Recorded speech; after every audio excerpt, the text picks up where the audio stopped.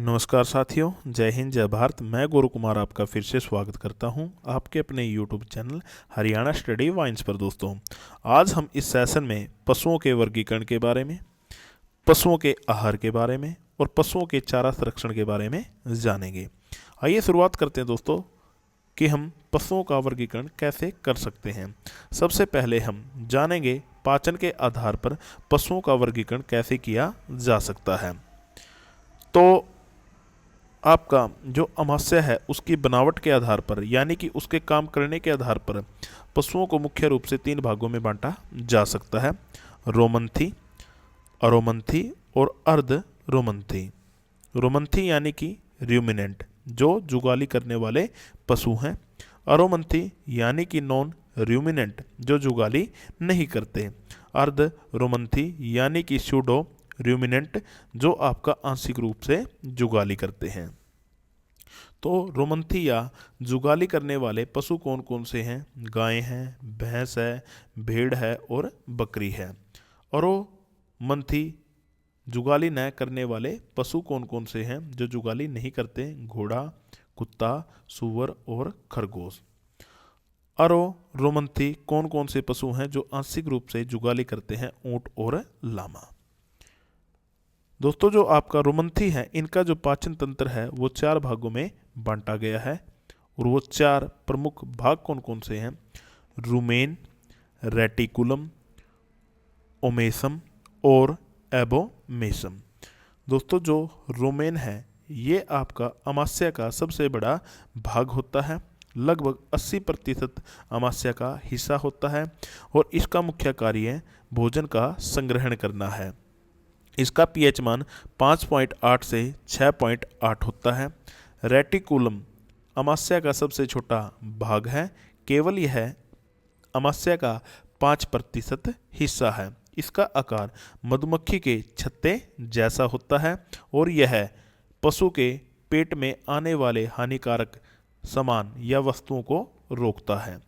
जो ओमेसम है दोस्तों, यह अमाशय का 7 से 8% हिस्सा है, जिसका मुख्य कार्य अतिरिक्त पानी का अवशोषण करना है। ओमेसम, इसको सत्य अमाशय या ट्रियोस स्टमक भी कहा जाता है, क्योंकि यहाँ से पाचन रस और एंजाइम निकलते हैं जो भोजन का पाचन करते हैं। तो आपने देखा रोमंथी पशुओं के अंदर दोस्तों अमाशय के कितने भाग होते हैं? 4 भाग। इस आधार पर हम जो अभी हमने पशुओं का वर्गीकरण किया था उनको देखते हैं कि उनके अंदर से जुगाली और अमाशय के आधार पर कैसे प्रश्न पूछे जा सकते हैं। दोस्तों, जो रोमंथी पशु हैं, क्या वो जुगाली करते हैं? हाँ। इनके अमाशय में कितने भाग होते हैं? 4। कौन कौन से? रूमेन, रेटिकुलम, ओमेसम और एबोमेसम। तो रोमंथी पशु कौन कौन से हैं? गाय है, भैंस है, भेड़ है और बकरी है। अरोमंथी पशु जुगाली नहीं करते और इनके अंदर अमाशय क्या पाया जाता है? केवल एक ही पूरा का पूरा एक चैम्बर होता है, ना कि अलग अलग भाग। ये कौन कौन से दोस्तों पशु हैं अरोमंथी? घोड़ा है, सूअर है, कुत्ता है, खरगोश है। अर्ध रोमंथी ये आंशिक रूप से जुगाली करते हैं और इनके अंदर स्टमक में 3 भाग पाए जाते हैं। कौन कौन से? Rumen, reticulum, abomasum. आपका ओमेसम इनके अंदर क्या रहता है? अनुपस्थित रहता है। डायरेक्टली आपके पेपर में पूछा जा सकता है कि जो ऊंट है या लामा है, इनके स्टमक में कौन सा पार्ट उपस्थित नहीं होता? तो उसका उत्तर क्या होगा? ओमेसम होगा। बात की जाए दोस्तों आहार प्रबंधन की। दोस्तों, पशुओं को जो हम चारा देते हैं दोस्तों, जो भोजन खाने के लिए देते हैं दोस्तों, उसको क्या कहा जाता है? आहार कहा जाता है। आहार कई प्रकार का हो सकता है, जैसे कि संतुलित आहार, जीवन निर्वाह आहार या उत्पादन आहार। संतुलित या बैलेंस आहार किसे कहा जाएगा दोस्तों? वह आहार या वह भोजन जिसमें सभी आवश्यक पोषक तत्व जैसे कि प्रोटीन, कार्बोहाइड्रेट्स, वसा, विटामिन, खनिज उचित मात्रा में और सही अनुपात में उपलब्ध हों तो उसे क्या कहा जाएगा? संतुलित आहार कहा जाएगा। जीवन निर्वाह आहार या मेंटेनेंस रेटेशन किसे कहा जाएगा दोस्तों? वह भोजन या वह आहार जो पशु के शरीर के वजन और स्वास्थ्य को बनाए रखने के लिए दिया जाता है, न कि उसकी वृद्धि या उत्पादन के लिए। यानी कि केवल पशु को जिंदा रखने के लिए जो भोजन दिया जाता है उसको क्या कहा जाएगा? जीवन निर्वाह आहार कहा जाएगा। उत्पादन आहार यानी कि प्रोडक्शन आहार या प्रोडक्शन भोजन किसे कहा जाएगा दोस्तों? जो पशु के दूध, मांस, ऊन, प्रजनन क्षमता को बढ़ाने के लिए उसे दिया जाता है, उसे दोस्तों क्या कहा जाएगा? उत्पादन आहार कहा जाएगा। अब जो भोजन होता है दोस्तों पशुओं का, वो हम कैसे काउंट करेंगे उसके बारे में जानेंगे। पशुओं का दोस्तों जो भोजन होता है उसे शुष्क आधार पर काउंट किया जाता है। शुष्क पदार्थ या ड्राई मैटर क्या है? जैसे हमने पशु को 10 किलो दोस्तों क्या दिया दोस्तों? भोजन दिया या आहार दिया। उसके अंदर से 8 किलोग्राम क्या है दोस्तों? पानी है, और 2 किलो क्या है दोस्तों? शुष्क पदार्थ है।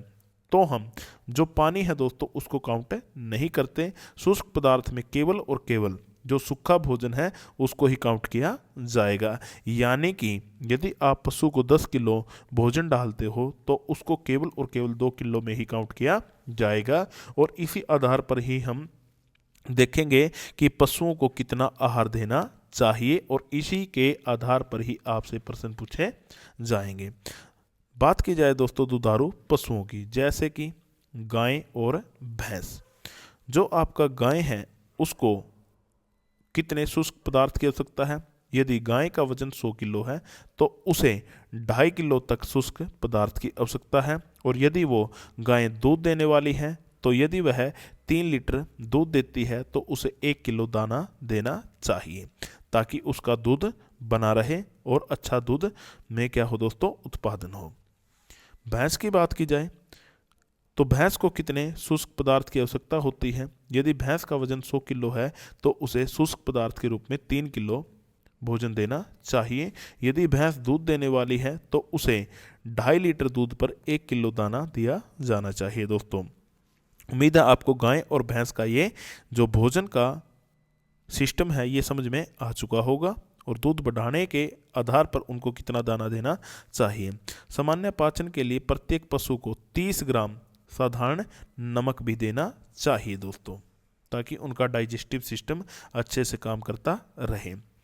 अब ये तो हमने बात की थी दोस्तों दुधारू पशुओं की, लेकिन हम पशुओं को दोस्तों किसमें दोस्तों काम करने के लिए और प्रजनन करने के लिए भी यूज में लाते हैं। तो जो पशु आपका कार्यशील और प्रजनन के रूप में लाए जाते हैं उनको सांड कहा जाता है। तो कार्य करने वाले बैल दोस्तों उनको कितना दाना या उनको कितना भोजन देना चाहिए? यदि कोई बैल हल्का कार्य करता है तो उसे 1 से 1.5 किलो दाना प्रतिदिन, और यदि मध्यम कार्य करता है दोस्तों तो 2 से 2.5 किलो दाना प्रतिदिन, और यदि भारी कार्य करता है तो उसे 3 से 4 किलो दाना प्रतिदिन देना चाहिए। तो बैल किसे कहा जाएगा दोस्तों? जो पशु आपका कार्य करेगा तो उसे दोस्तों क्या कहा जाएगा? बैल। लेकिन यदि वो आपका प्रजनन के लिए दोस्तों कार्य करेगा तो उसे कहा जाएगा प्रजनन सांड, यानी कि ब्रीडिंग बुल। तो प्रजनन करने वाले जिनका दोस्तों जो स्पर्म है, जो सीमन है दोस्तों, वो प्रजनन के लिए काम में लाया जाता है, तो उसके लिए उसे 2 किलो प्रतिदिन दाने की आवश्यकता होती है, ताकि दोस्तों उसका प्रोडक्शन कम ना हो। अब हम बात करेंगे दोस्तों चारा संरक्षण, क्योंकि चारा संरक्षण हमारे लिए बहुत ज़्यादा इम्पोर्टेंट है, क्योंकि पशु प्रतिदिन दोस्तों काफ़ी मात्रा में खाने का उपयोग करते हैं। तो हम अक्सर दोस्तों पशुओं के खाने की समस्या से जूझते हैं। तो आइए जानते हैं दोस्तों पशुओं के खाने के बारे में। यदि हरा चारा है और उसे सुरक्षित किया जाएगा तो उसे क्या कहा जाएगा दोस्तों? साइलेज कहा जाएगा। यदि सूखा सुरक्षित चारा है दोस्तों तो उसे कहा जाएगा हे कहा जाएगा। क्या कहा जाएगा दोस्तों? हे। अब आपको समझ में आ चुका है साइलेज किसे कहा जाएगा और हे किसे कहा जाएगा। बात की जाए दोस्तों साइलेज क्या है दोस्तों?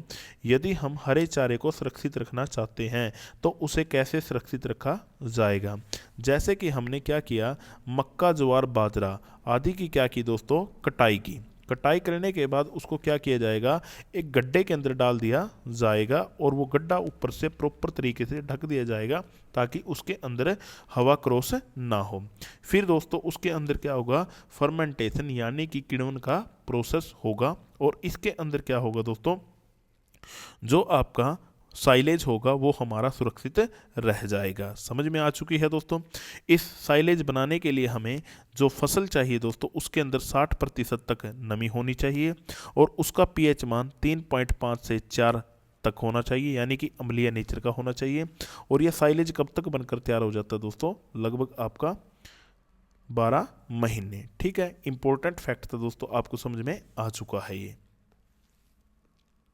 बात की जाए दोस्तों हे बनाने के लिए क्या प्रोसेस है।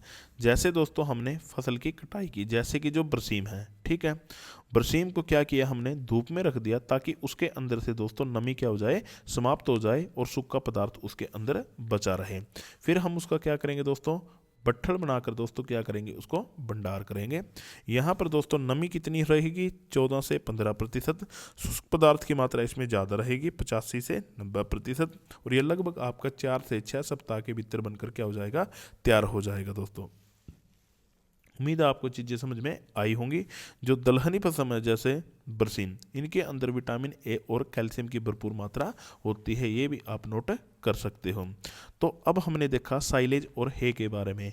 यहाँ एक बार दोनों को कंपैरिजन कर लेते हैं और आपको चीज़ें आसानी से और ज़्यादा समझ में आ चुकी होंगी। साइलेज बनाने के लिए दोस्तों हम क्या प्रोसेस अपनाते हैं, तो इसके लिए हम किण्वन, और हे के लिए हम जो चारा होता है उसको धूप में सुखाते हैं। साइलेज में कितने प्रतिशत तक नमी हो सकती है, 60%, और यहाँ पर हे में 14 से 15%। पीएच मान की बात की जाए दोस्तों तो यहाँ पर 4 पीएच मान तक हो सकता है और यहाँ पर दोस्तों 0 पीएच मान होगा। साइलेज बनाने के लिए दोस्तों हम कार्बोहाइड्रेट्स युक्त फसलें प्रयोग में लाते हैं, खासकर कि मक्का और ज्वार, जबकि हे बनाने के लिए हम बरसीम और ल्यूसर्न, जिनमें प्रोटीन ज़्यादा होता है दोस्तों, ठीक है, वो फसलें काम में लाते हैं। हम साइलेज कब तक यूज करेंगे दोस्तों, कटाई का समय फूल आने तक, और इनको दोस्तों हे का यूज कब करेंगे, फूल आने से पहले इनको काट लिया जाएगा। तैयार होने के समय इनके 12 सप्ताह और इनकी कितनी होगी दोस्तों, 4 से 6 सप्ताह होगी।